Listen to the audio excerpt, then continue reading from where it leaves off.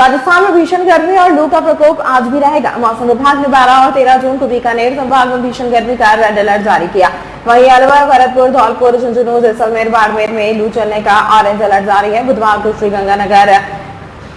को श्रीगंगानगर 48 डिग्री तापमान के साथ देश का सबसे गर्म शहर रहा। बाड़मेर और जैसलमेर से ज्यादा गर्मी जयपुर में रही। श्रीगंगानगर में आज सीजन का सबसे गर्म दिन रिकॉर्ड किया गया। श्रीगंगानगर में साल 2019 के बाद जून में सर्वाधिक तापमान दर्ज हुआ। 2019 में तापमान 49 डिग्री सेल्सियस दर्ज हुआ। 15 जून से एक वेदर सिस्टम एक्टिव हो सकता है। इसके असर से जयपुर, भरतपुर, कोटा, उदयपुर, जोधपुर और अजमेर संभाग के 25 जिलों में आंधी बारिश की संभावना है।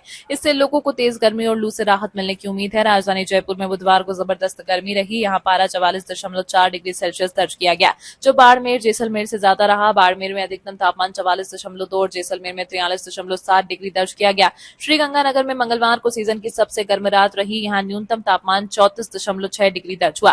राजस्थान के एकमात्र हिल स्टेशन माउंट आबू में इन दिनों अधिकतम तापमान 31 से 33 डिग्री के बीच दर्ज हो रहा है, लेकिन राज्य के कुछ शहर ऐसे हैं जहां रात में इससे भी ज्यादा तापमान दर्ज हो रहा है। श्रीगंगानगर, जयपुर, कोटा, दौसा में रात का तापमान 32 डिग्री सेल्सियस या उससे ऊपर दर्ज हो रहा है।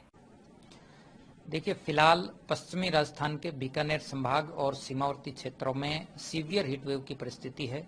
अधिकतम तापमान 47 डिग्री सेल्सियस से ऊपर गंगानगर में लगातार 2 दिनों से रिपोर्ट हो रहा है। इसके अलावा शेखावटी क्षेत्र, जयपुर संभाग और कोटा संभाग में भी अधिकतम तापमान 45 डिग्री सेल्सियस के आसपास रिकॉर्ड हो रहा है। यानी राज्य के अनेक भागों में हीटवेव और उत्तर पश्चिमी राजस्थान यानी गंगानगर आसपास में सीवियर हीटवेव और वार्म नाइट कंडीशन बनी हुई है। पश्चिमी राजस्थान में अगले 5-6 दिन शुष्क रहेगा। तापमान में विशेष परिवर्तन नहीं होगा। यानी जो सीवियर हीट वेव की परिस्थिति फिलहाल गंगानगर, हनुमानगढ़ और जो बीकानेर, चूरू के आसपास बनी हुई है, ये अगले 3-4 दिनों तक जारी रहेगी। और दिन के समय अगले 2-3 दिन तेज साउथ वेस्टर्ली विंड्स यानी तेज धूलभरी हवाएं भी प्रभावी रहेंगी। वहीं पूर्वी राजस्थान में भी अगले 3-4 दिन कहीं कहीं हीट वेव की परिस्थिति बनी रहेगी। और इसके बाद यदि देखें तो 15-16 जून से बंगाल की खाड़ी से आने वाली पूर्वी हवाओं के प्रभाव से पूर्वी राजस्थान में कहीं कहीं थंडरस्टॉर्म एक्टिविटी, मेघ गर्जन के साथ हल्की बारिश और आंधी की जो गतिविधियां हैं वो 15-16 जून से दर्ज हो सकती है। यानी कि क्षेत्रवार देखें तो कोटा संभाग, भरतपुर संभाग के कुछ इलाकों में 15-16 जून से दोपहर बाद थंडरस्टॉर्म, मेघ गर्जन के साथ हल्की बारिश की संभावना बन रही है। तब तक अगले 4-5 दिन मौसम शुष्क रहेगा।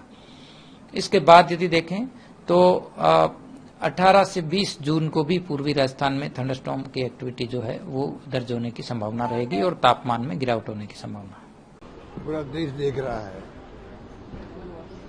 ऐसा टेंशन मुल्क के अंदर आजादी के बाद पहली बार देखने को मिला। पूरा टेंशन, पूरा ध्रुवीकरण, उद्देश्य हित में नहीं है, समाज के हित में नहीं है, ये मेरा मानना है। और लोकतंत्र को मजबूत करने के लिए सभी धर्म, सभी जाति, सब वर्ग साथ चले तभी लोकतंत्र मजबूत होता है। पूरी दुनिया देख रही है, पूरा देश देख रहा है। चुनाव जीतना एक बात है, पर लोकतंत्र को बचाना दूसरी बात। धीरे धीरे लोकतंत्र की हत्या हो रही है, संविधान खतरे के अंदर है। राहुल गांधी जी जो बार बार बोल रहे हैं कि संविधान बचाओ, उसके पीछे आप समझ सकते क्या मंशा है।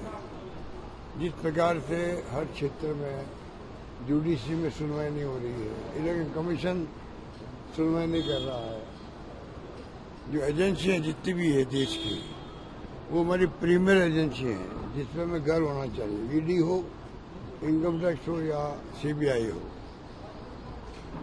जुडिशरी हो या इलेक्शन कमीशन हो। 11 साल में कभी नाम सुना सीवीसी का? सीवीसी जो बहुत ही महत्वपूर्ण बना रखा है कमीशन, सेंट्रल विजिलेंस कमीशन, कोई जमाने में वाजपेयी जी के वक्त में हो, चाहे वो डॉक्टर मनमोहन सिंह के वक्त में हो, उसका अपना एक भय था देश के अंदर।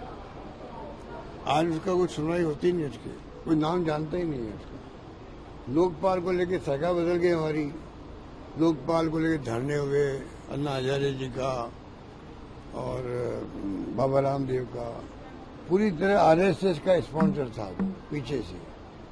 ऐसा माहौल बना दिया देश के अंदर, 2G स्पेक्ट्रम, कोलगेट। अब 11 साल हो गए इनको, किसने रोका है? 2G स्पेक्ट्रम से आरोप लगे तो उसका क्या हुआ?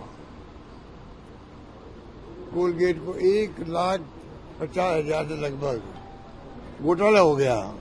वो घोटाला कहाँ गया? अब हम उनसे पूछ रहे हैं, कोई जवाब है इनके पास में? कोई जवाब नहीं। तो किसकी बात करें? गैर सर की बात करें।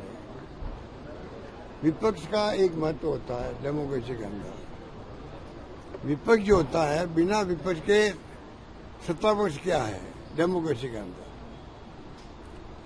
अधिनायकवाद होता हुआ तो हो सकता है जहाँ हिटलर का राज था, पर जहाँ डेमोक्रेसी कहलाती है वहां तो बिना विपक्ष के पक्ष है ही नहीं। और विपक्ष आवाज उठाता है जनता की, सत्ता पक्ष को बुरा नहीं मानना चाहिए। अगर राहुल गांधी जी कोई आवाज उठाते हैं तो पहलगाम की हत्या के बाद में जो क्वेश्चन पूछे गए, भाई ये चूक कहाँ हुई है बताओ, कोई जवाब नहीं। अभी तक पता ही नहीं उनका क्या हुआ है, मारने वालों का, हत्यारों का पता ही नहीं है। और फिर सिंदूर हो गया, क्वेश्चन उठाए गए, उसके बाद में पूरा मुल्क एकजुट रहा सरकार के साथ में।